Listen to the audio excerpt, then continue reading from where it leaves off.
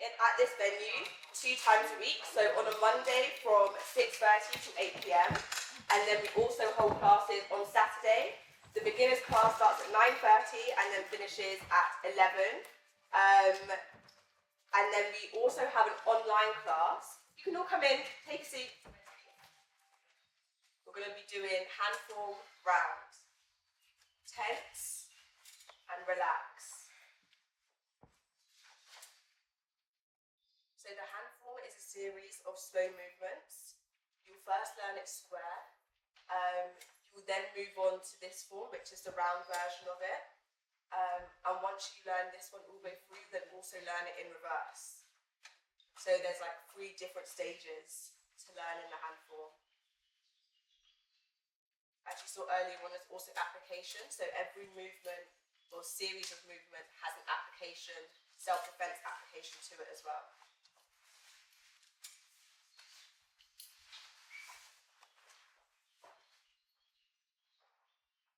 So as a white belt, this is the bit that you would learn up to.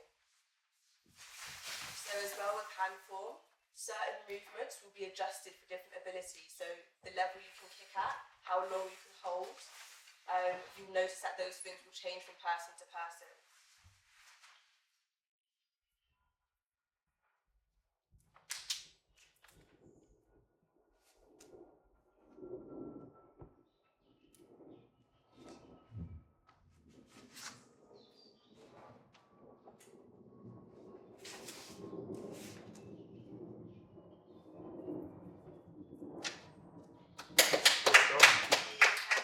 The spear form, and the higher level of belts, you've got to do this with your eyes closed and as if you were in a mirror. So Tense, relax.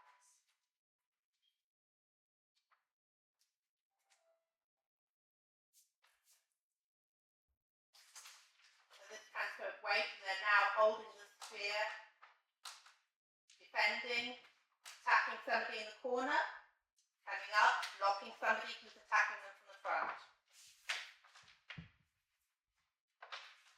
Backing them on the head, they're now sweeping somebody's legs away from them, blocking a spear attack from the front. They themselves are attacking. They're sweeping somebody's legs away from them again, blocking down and attacking. All of that is very useful. It's all having an awareness of your surroundings, an awareness of what people are doing beside you. All of this discipline helps with that awareness and attacking.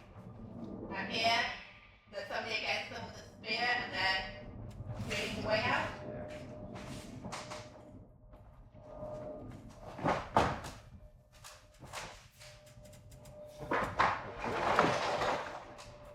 Here they're returning to the same position that they started at. Well done. If you see here, Paulette is taking spear straight across and Eshe is doing some nice ducking here, now jumping across. Eshe is having to try and keep her balance all this time and also be ready to attack. Right, so the next routine is monkey versus snake. This is a slightly more complex one. And here Paulette is going to be aiming for the centre of Eshe, down to the centre of her chest. So Eshe takes control of the spear and then does an attack herself.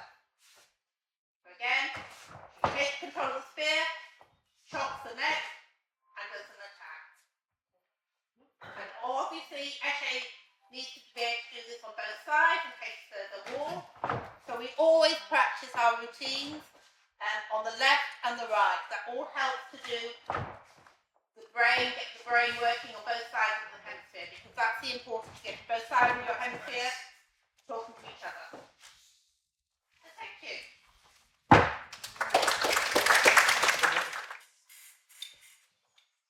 So 8 powers demonstrates the 8 different forces that we have in Tai Chi. So we have Peng, Lu, Jai, On, Kai, Lai, Zhao, and Ku. So that is your upwards diversion, sideways diversion, which you can see there. Your straight to the front, press down, uprooting, your spiraling force, your elbow, which is your spiraling force here. You're about to see the elbow and forearm. And then you have your shoulder and torso, which is ku, this movement here.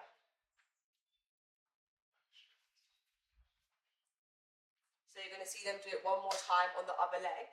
So they're going to step forwards. So when you're watching these movements, like spoken about before, Tai Chi isn't about resisting attacks as such, like a lot of other martial arts are. It's more about flowing around the obstacles that are there and redirecting that energy back outwards. So a lot of these motions are about redirecting that force that's coming towards you. Again, your shoulder and elbow, and then you have your ku, which is this motion here.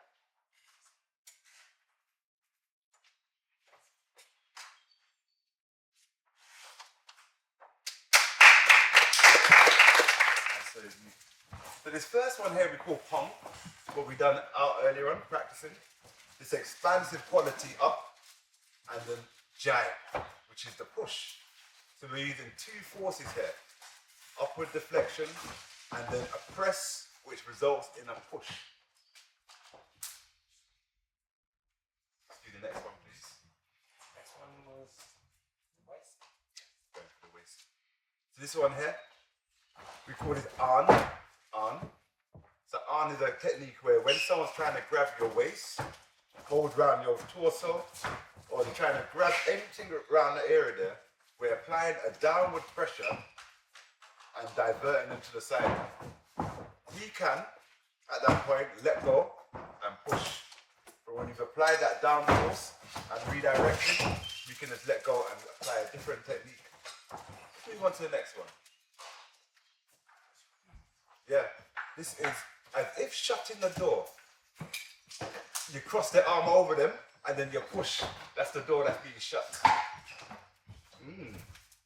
But if we just for a second, after you do this one here, demonstrate for me, because this is the one that you're, which is what we call this movement here. And you can do your last one if you've got one more. We call this ku.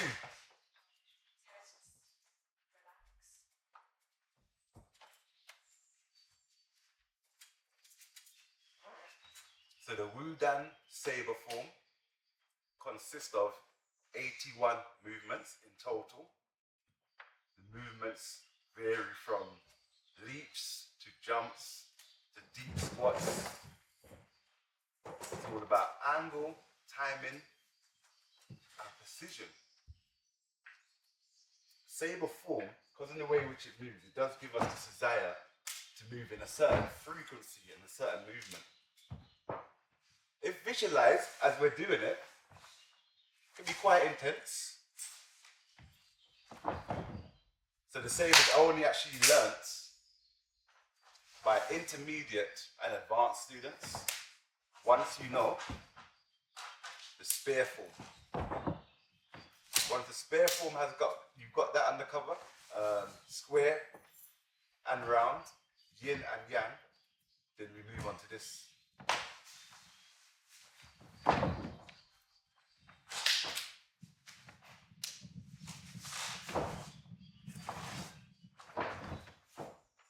more you practice the saber, the more you observe the union between weapon and person.